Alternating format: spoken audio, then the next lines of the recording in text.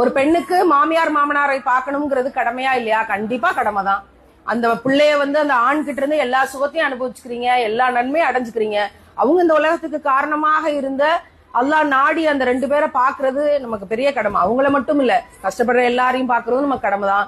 ஸ்பெஷலா மாமனார் மாமியாரை தாய் தகப்பனுக்கு என்ன மரியாதை அன்போ அதே மரியாதை அன்பு அவங்களுக்கு கொடுத்து நம்ம பார்க்கணுங்கிறது நமக்கான நிச்சயமான கடமை. அல்ஹம்துலில்லாஹ்.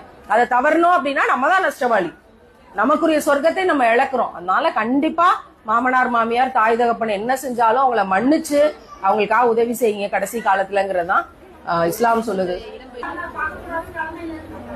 கடமை இல்லைன்னா விட்டுட்டு போங்க. அல்லாஹ் அங்க என்ன மறுமையில கடமை இல்லைன்ட்டு போவான். அதனால மாமியார் மாமனார், நம்ம வீட்டுல இருக்கக்கூடிய சொந்த பந்தங்கள், நம்மளால முடிகிற வரைக்கும் எல்லாரையும் பார்ப்போமே. இதுல என்ன பாரபட்சம்? யாராவது சொல்ல முடியுமா கணவரோட தாய் தகப்பனை பார்க்க தேவையில்லை, கடமை இல்லை அப்படிங்களா? நம்மோட ஒரு மகனுக்கு அந்த தாய் தகப்பனை பாக்குறது கடமை, இந்த மகளுக்கு அவங்களோட தாய் தகப்பனை பாக்குறது கடமை, இந்த கணவன் மனைவிக்கு இந்த 4 பேரையும் பாக்குற கடமை கட்டாயம் உண்டு.